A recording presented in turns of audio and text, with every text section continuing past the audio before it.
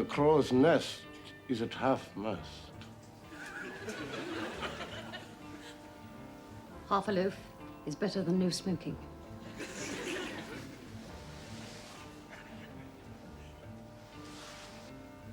The cabbages will be a little early this year. Uncle Pierre has a ginger moustache.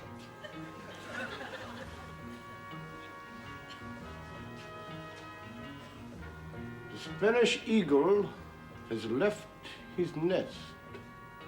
Porridge and chutney. He's only good for horses.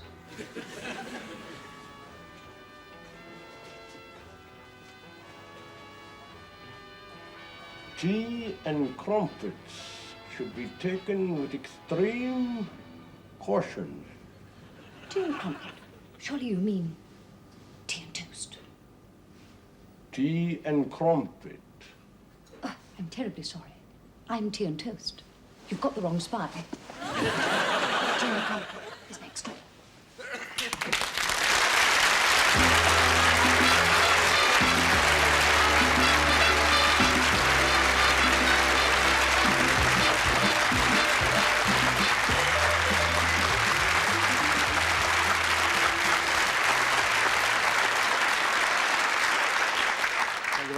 Good evening and welcome to the show.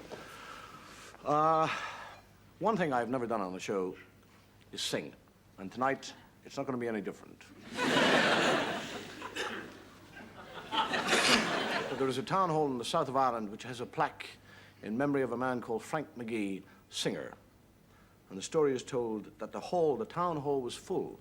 600 people had come to listen to this concert. And during the concert, fire broke out. And the people began to panic and clamber over the seats, run here and there and everything. And this young Frank McGee, who had the foresight to jump on the stage and start to sing, and he had such a sweet voice, such pure notes, that everybody stopped. They stopped still, they turned, and they listened as that young man sang his whole song right through. 600 people. And if it hadn't been for Frank McGee, those 600 people would have been alive and well.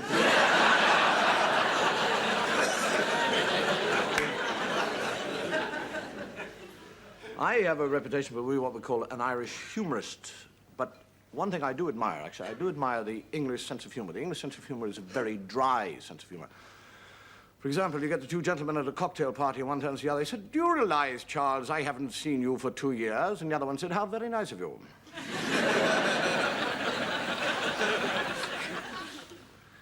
Or you get the young man who comes back from overseas. He's been away 16 months, and when he arrives home, his wife is 8 months pregnant. And he said, "Who was it?" She said, "I can't tell you, darling." He said, "Was it my friend Charles?" She said, "No." He said, "My friend Jeremy?" She said, "No." He said, "My friend Harvey?" She said, "No." He said, "Well, who was it?" She said, "Darling, I do have friends of my own."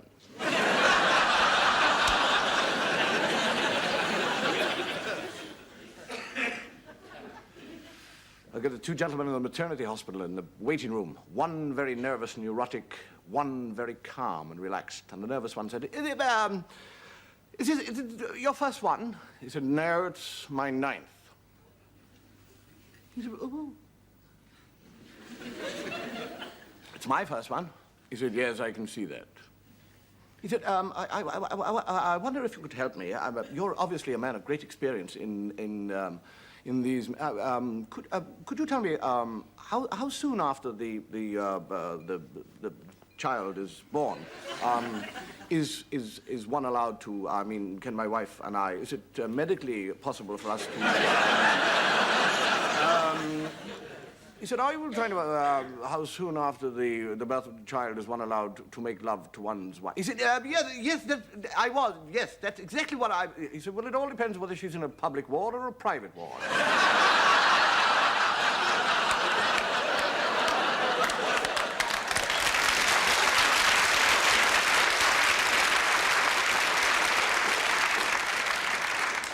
You get the young debutante. Terribly like that. Loves sunbathing, but loves all that suntan all over. None of those strap marks. She arrives at a hotel in Greece, onto the balcony and lies down, and suddenly the shadows start to come across, and you think it's no good, and looks out, and there's a flat roof. She gets out there, and she can't be overlooked. She takes the bra off, the pant is off, lies down on the flat roof, and drapes a towel across her rump, and goes to sleep, and wakes up to see a pair of feet there. And there's a fellow there, and he said, "Madame, I am terribly sorry, but you cannot sunbathe here." She said, "But why not? I can't be overlooked. I'm not doing any harm to anybody." He said, "You are sunbathing on the glass roof of the restaurant."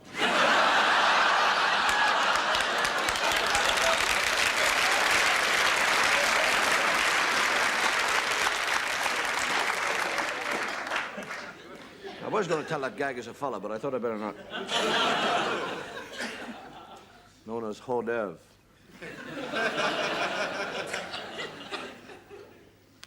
The other young gentleman passing through one of the clubs in London. And there's an old fellow. He said, "Excuse me, sir, aren't you Brigadier General Fortescue Smythe, late of the Indian Army?" He says, "Oh, yes, I am." He said, "My God, sir," he said, "I've read your books about the Indian campaign." He said, "Oh, yes, oh, the Indian campaign." He said, "You don't mind me talking to you?" He said, "No, of course not." He said, "It's not often young chappies want to talk to us, like us. Get very seldom chance to talk to people nowadays." He said, "Well, tell me, sir, did you have an exciting time in India?" Oh, he said, "Oh, yes, terribly exciting. Those were the days of the cavalry. That's when men were men, and Afghanistan, the Khyber Pass, the Punjab, pig sticking, oh, great, great, great, great days, you know." He said, "What was the most exciting moment you had in India, sir?" I said, "Well, I remember in 1804, I got separated from my squadron. I was on foot at the time, and I was crossing across the Khyber Pass. Yes, I was going through a rock gully, yes, Yes, I suppose, yes, the most exciting moment was when I came across this large tiger, 21 foot, from tip of nose to top of tail." He said, "What did you do, sir?" He said, "Well, the tiger looked at me, and I looked at the tiger, and all of a sudden the tiger reared himself up on his hind legs and went, 'Roar!'"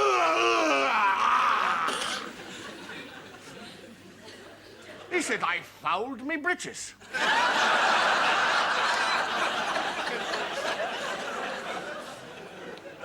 And the young man said, "I'm not surprised, sir." He said, "Not when I saw the tiger, just then, when I went, 'Roar!'"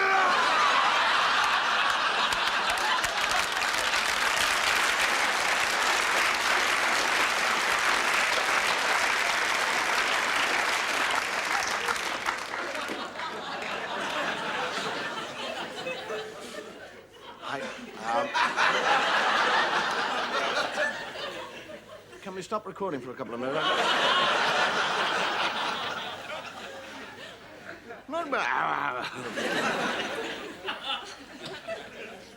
It is said that adversity and hardship brings out the best in us all. But does it?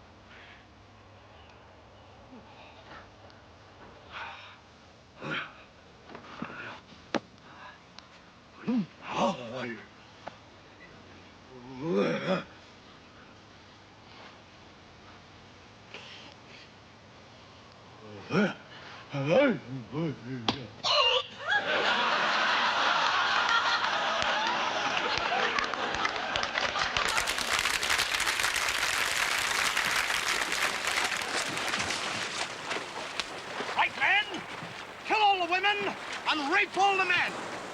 Don't you mean rape all the women and kill all the men? You play your games and I'll play mine. All right, chaps. This is our 1,000th attempt to escape from Colditz. And Captain Smith here is a bit of a mathematician, has put together some facts and figures. Do you realize that we have dug 174 miles of tunneling under Colditz, 65 shafts, and removed 5,000 tons of earth from beneath this castle?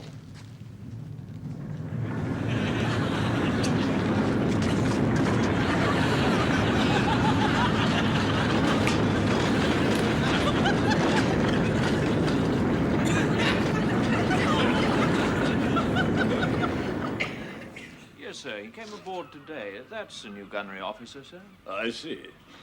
Let me see you in action, sir. A shot to starboard. Aye, aye, sir. Number 1 cannon primed, loaded, and charged. Then fire. Aye, aye, sir. Number 1 cannon, fire!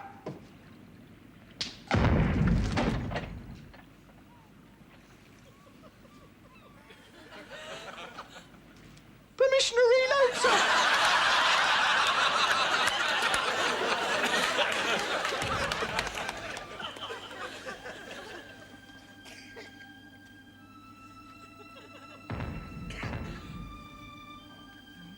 God bless you, miss.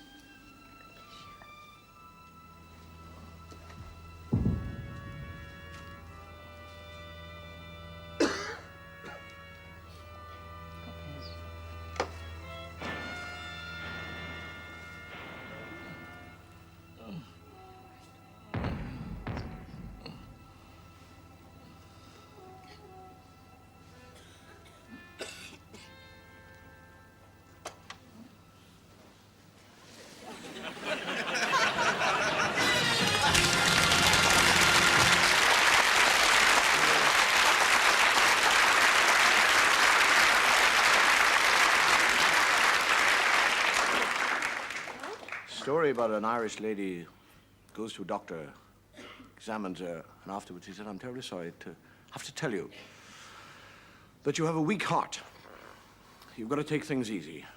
And the one thing that I do recommend, no excitement, so don't have any sort of relationship with your husband for a little while.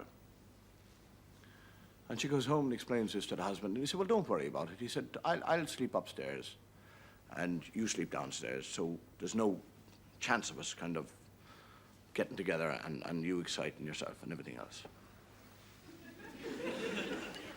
And for 6 months, they managed to get through with this. Upstairs, downstairs. And after 6 months, the desire and the longing is beginning to niggle at them. And one night she gets up and she's sneaking up the stairs. And on the way up, she meets him sneaking down. And she says, John, I was coming up to commit suicide.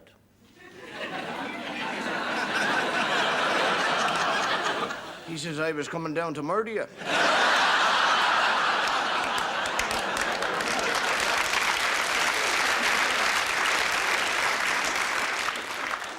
You know, the most important thing of any man or woman is to be treated kindly by their fellow man or woman, whatever the case may be.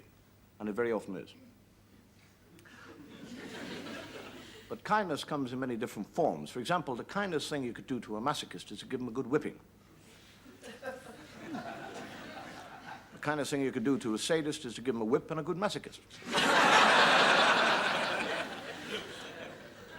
And people from different parts of the world can be treated differently as far as kindness. I mean, the kindest thing you could do as a Scotsman is to offer to buy him a drink. The kindest thing you could do for a German is to imply that he's Austrian. The kindest thing you can do for an American is to talk to him. Loudly! And the kindest thing you can do for an Englishman is not to talk to him. Loudly or otherwise. The kindest thing you can do for an Australian is to believe everything he says, whether you believe it or not. And the kindest thing you can do for a Russian is not to knock on his door in the middle of the night. The kindest thing you can do for an Irishman is never to stand behind him and go tick-tock, tick-tock, tick-tock.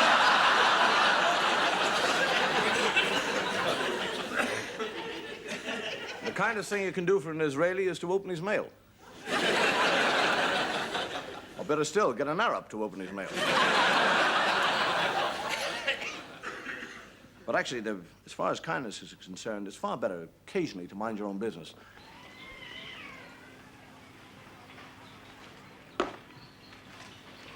Excuse me, madam. Shouldn't you have put that tin in the basket? Oh, dear. I am getting so absent-minded, you know, these days. Well, oh, couldn't I put it in the basket? I'll pay for it. I'll pay for it. Are you the store detective? Good heavens, no. I was just trying to save you inadvertently getting yourself into trouble. Well, why don't you mind your own bleeding business?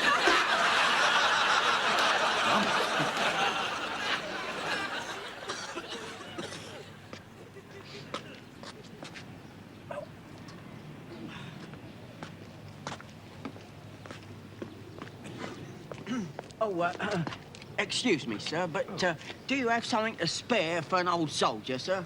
Something to keep me warm, you know. I've been out all night, you see. Very and, well, I was very in a well. 1939-40... Milk?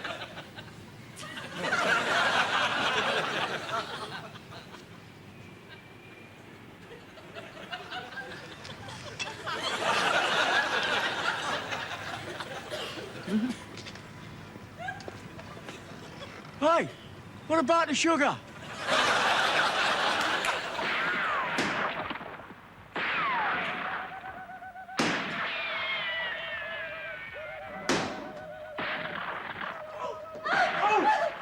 Oh, they come! Hey, Jesse! Here. Take the gun. There's one bullet in it. Jesse, use it. Don't let them heathen devils get you. Jesse, you don't know what they'll do to a white woman. They'll use you, Jesse. Use you for their pleasure. Do it, Jesse, before they come.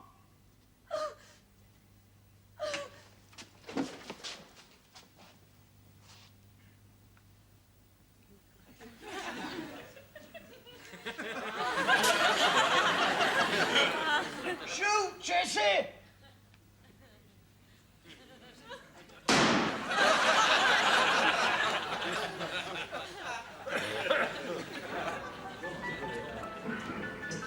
Howdy, stranger. What'll it be? Whiskey. Hey, hold it, everybody! Pigsty Pete's riding into town! Pigsty Pete! Let's get out of here! Out of here! Didn't you hear what the man said, stranger? Pigsty Pete's riding into town. That don't scare me none, man. I don't stand aside for no man. But Pigsty Pete, I don't care. don't you say I didn't warn you. Pigsty Pete! Pigsty Pete!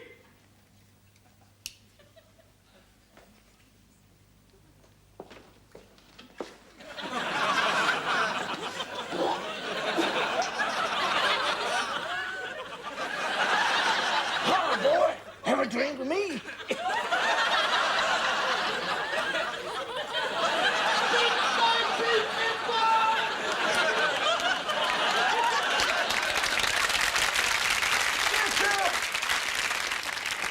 Nature! I've just seen a pink elephant. Oh, I did see it, I did it. It was pink with little yellow stripes all round it, and it was wearing a kilt. Oh, I did see it, believe me. I saw it with the kilt and the boots and... oh, God, It's all right. We believe you. We believe you now. Now, why don't you go into the tent? Yes. And rest a little while. in the tent. That's Yes, it. right. In there. Thank you, Fletcher. Poor devil. Aye, it's the jungle, you know. I've seen it happen before. It's the heat, the fever, the jungle. It's enough to drive any man mad. Doesn't seem to have affected you, Fletcher. I don't know if you stuck it all these years. I'm different. You see, I'm a married man. I have something to live for. Do you mean that? Have I really been a good wife to you? My God, Cynthia. How would I get through it?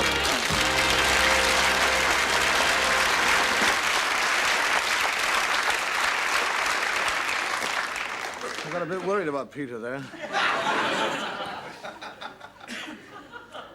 One of the most horrific stories ever written was the story of Frankenstein. And surprisingly enough, this was written by a lady called Mary Shelley, the wife of the poet Shelley. And it doesn't surprise me all that much that a woman would write it. But what worries me is that Dr. Frankenstein would want to create a monster with half a human brain. And for what purpose? We think we found the answer.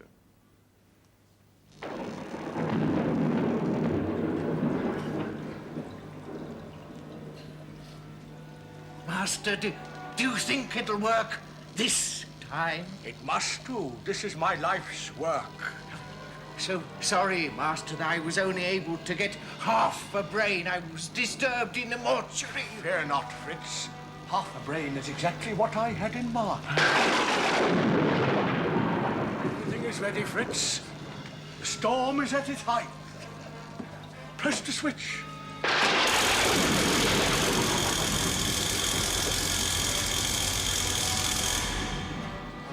it.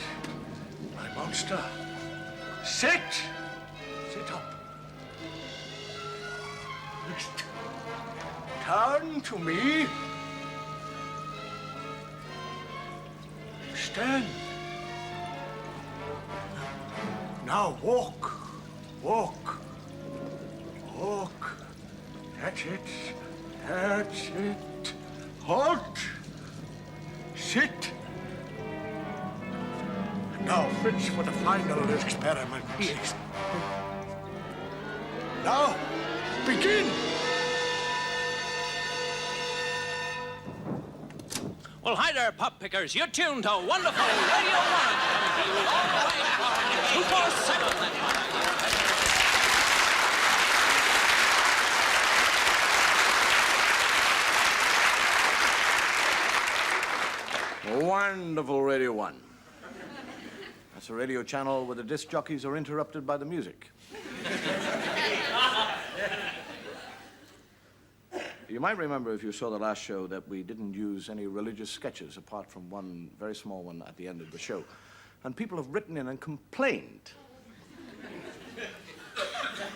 They've actually complained that we didn't have any religious sketches. They've written in to say that if we don't have religious sketches, they've got nothing to write in and complain about, so could we use them?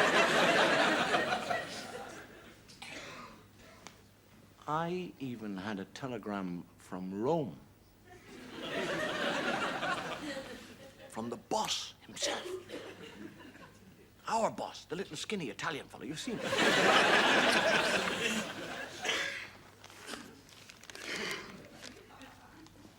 I'll read it.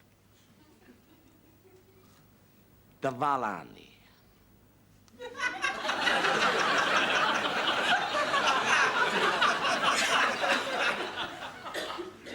Hey, what's the matter, David, baby?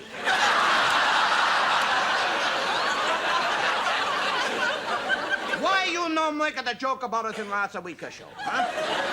Have we offended you? Keep up at the good work. Much love at the papa.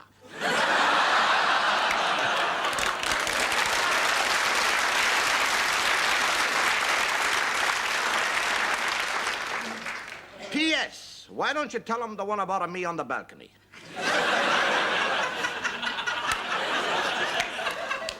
I'll not disagree with him. I'll tell the story. St. Peter's Square. Thousands and thousands and thousands of people in St. Peter's Square. And the prince of the church comes out and he said, I have a very bad news. Our papa is in a bad health. He needs a heart transplant.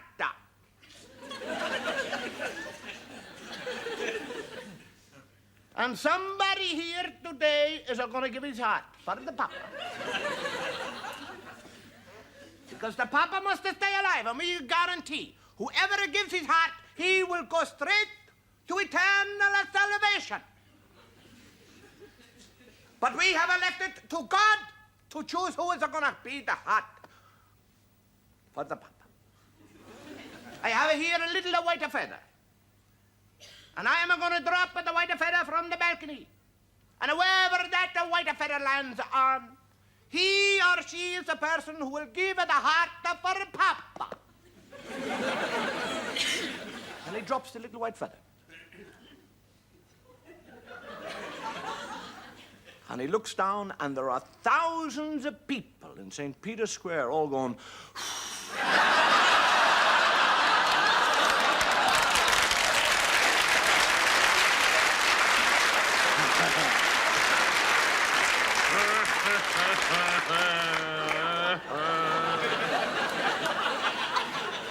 How do you become Jewish quickly? And now, for all the people who had nothing to complain about in last week's show, get your pens out because it's complaint time.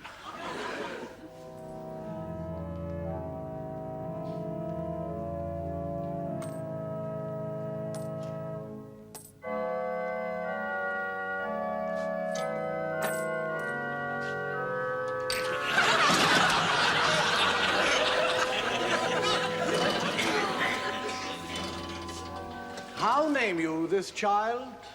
Oh, well, actually, we hadn't thought of anything, Vicar. We thought you might come up with something.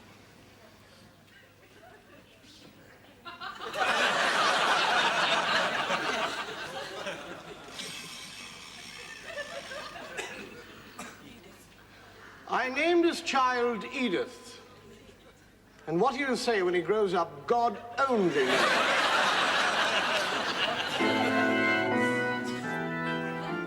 And do you, Amelia Ann, promise to take John Edgar as your lawful wedded husband from this day forth, for richer, for poorer, in sickness and in health, as long as you both shall live?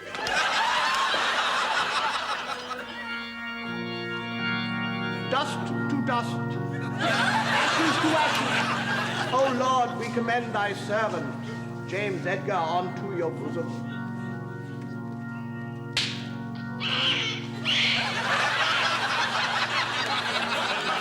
Who nameth this child? Would the godparents please step forward?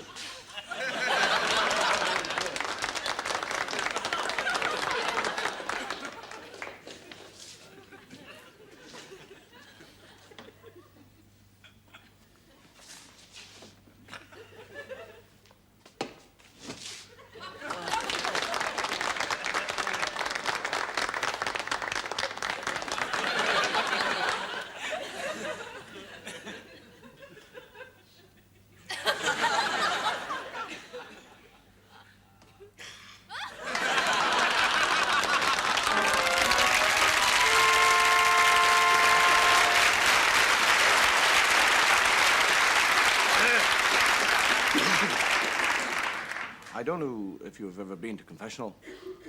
It's very dark in there. And I got a black confessor. He doesn't smile. I don't know whether he's in there or not.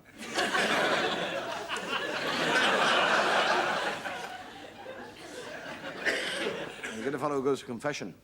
And he says, Father, I've been terribly sinful. I've been making phone calls. He says, what? He said, I've been making phone calls. He said, there's nothing sinful about making phone calls. Oh, he said, I pick up the phone late at night. 3 times I've done it this week. And I go,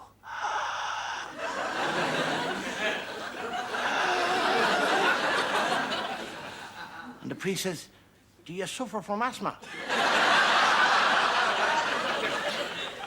says, no, there's ladies at the other end. And I go,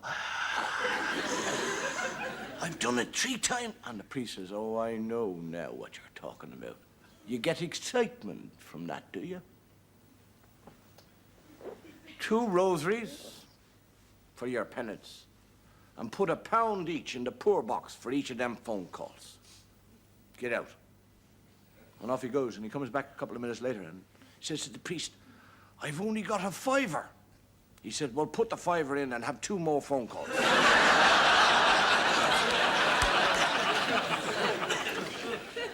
Anybody, actually, any job can get you down.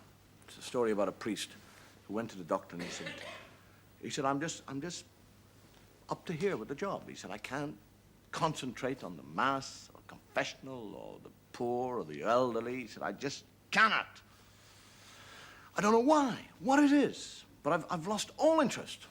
And the doctor said, well, what you want is a change. You want a complete change, a breakaway. He said, what you want to do is take your collar off, get dressed up as a layman, and just go off and do things. And the priest does. 4 weeks later, he's in the Playboy Club in London. He's on his 3rd scotch. He's won 50 quid on the table upstairs. And a bunny walks over to him with big ears, a little tail.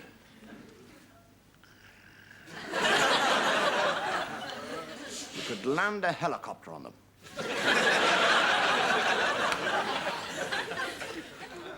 And she says, hello, Father O'Rourke. And goes, you don't know me, do you? She said, of course I know you. Don't you recognize me? He said, no. She said, I'm Sister Bridget. We go to the same doctor.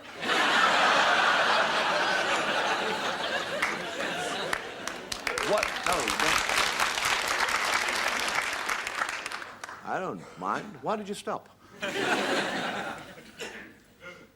What is it next, David? Miscellany? Oh, God. There is a point in every show which I get to, and I have trouble with the introduction. And it's beginning to give me nightmares. Because I lie in bed at night and I think, how in the name of God I'm going to introduce those items? They've got nothing to do with any of it. It's very difficult. And then on the way in this morning, into the studio, I'm sitting in the car and I'm thinking to myself, and I go, that's it. That's it. It's so simple. Now, why didn't I think of that? And I did.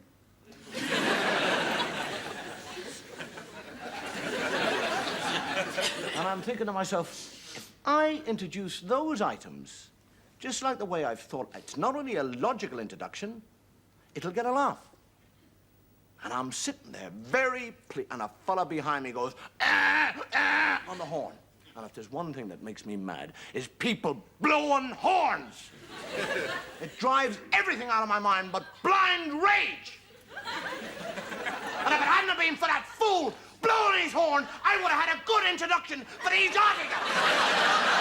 But I don't. I'm sick of it.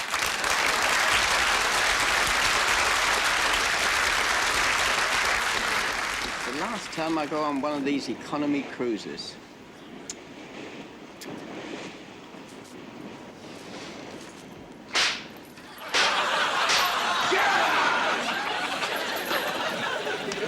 Lot 327 in your catalogue, this Tang vase. We've dated it as early Tang. And a vase of comparable quality and condition was sold in Van Heerman's, New York, recently for approximately 18,000 guineas. Now, may I have a bid, please? 500 guineas. Thank you. 500 guineas. Higher, please? 1,000 guineas. Any higher? 2,000 guineas. Higher still? 3,000 guineas. Higher again? 4,000 guineas. Higher. 5,000 guineas. Higher? 6,000 guineas. Higher? 7,000 guineas. Higher? 8,000 guineas. Even higher? 9,000 guineas. Right, so Flint thought nobody'd get his treasure, eh? Well, he shouldn't have let his map slip into my hands. That's where the treasure's buried. 2 to the east, 3 to the south, 1 to the west. That's where his treasure be buried, lads. Dig! Dig! And his riches will be ours.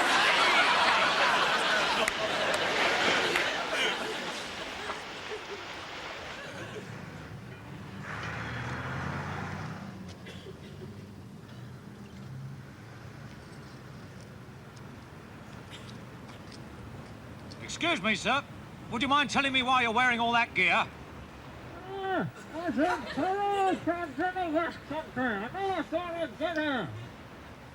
I said, excuse me, sir. Would you mind telling me why you're wearing all that gear?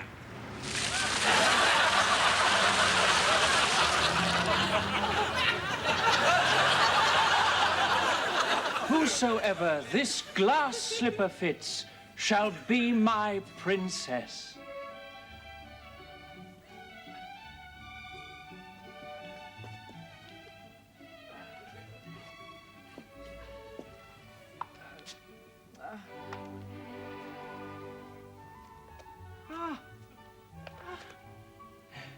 It fits! At last I have found my true love.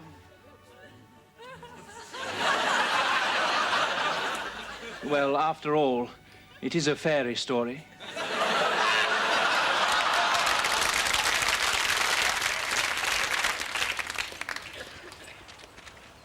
Hey! Ringo! Take me to Cuba.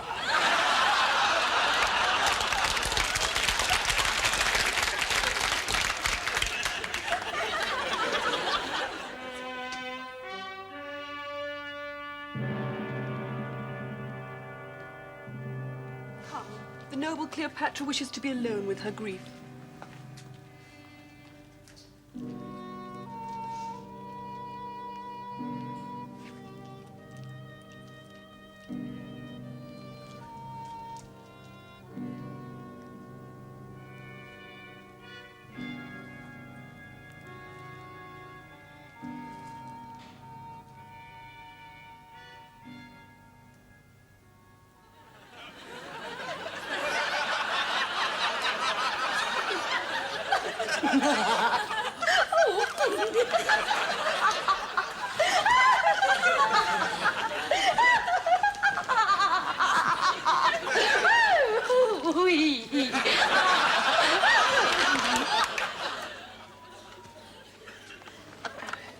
This skull, it were Yorick's, the king's jester.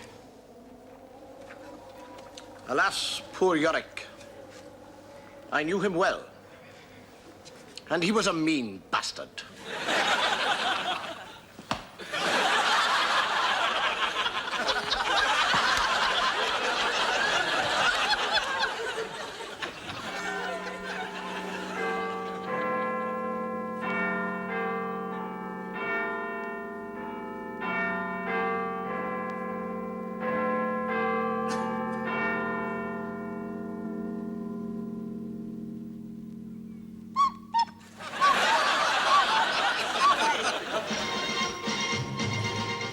Good evening. The Ministry of Health announced today that the outbreak of Mongolian fever has now reached epidemic proportions. This disease is the most highly contagious ever known to science and can be transmitted by the slightest contact. The symptoms are a persistent cough, a high temperature, and a nervous tic. Avoid anyone with these symptoms. We repeat, this disease is highly contagious.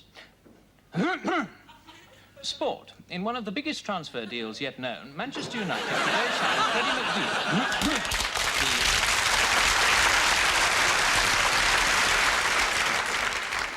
Stick in a little story, quickly.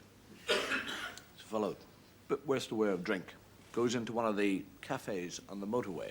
So I would like poached eggs on toast, but I want one of the pieces of toast very badly burned.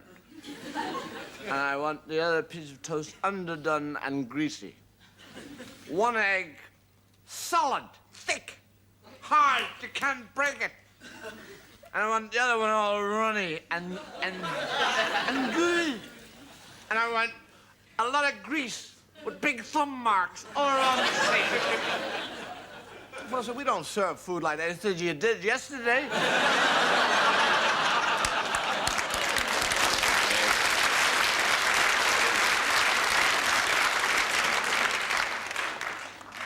I recently became legitimate. You've got filthy mouth. By that I mean that I became a straight actor. As far back as late November, I played the part of a straight actor in a straight play. And as one actor said, I see that you have joined the ranks of the thespians. He's now in hospital with a hernia.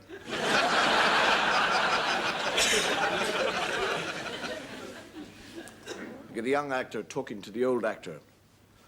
And he said, I would be grateful if you could give me some advice here, because I am playing the Mad Dane for the very first time. And in reading the text of Hamlet, I am slightly concerned. I mean, you have played Hamlet many times, have you not? He said, oh, yes, I've played Hamlet many, many times. He said, well, in the text, do you think that the bard actually intended Hamlet to seduce Ophelia? And the old actor said, well, I don't know what the bard intended, but I always did.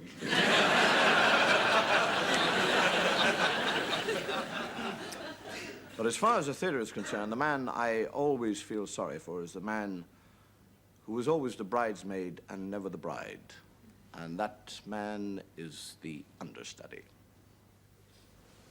3 years have I sat in this dressing room. 3 years have I been understudy to Sir Lawrence. But Sir Lawrence is never off.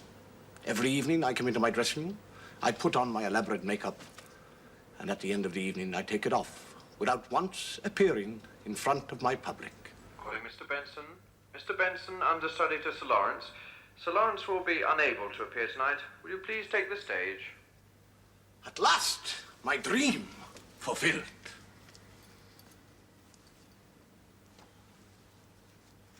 Now is the winter of our discontent, made glorious summer by the son of York, and all the clouds that glowered upon our house in the deep bosom of the ocean buried, now are our bruised arms hung up for monuments.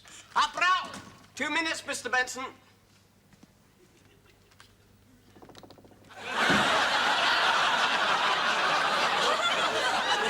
Now in the winter of our discontent, may glorious summer by the son of York, and all the clouds down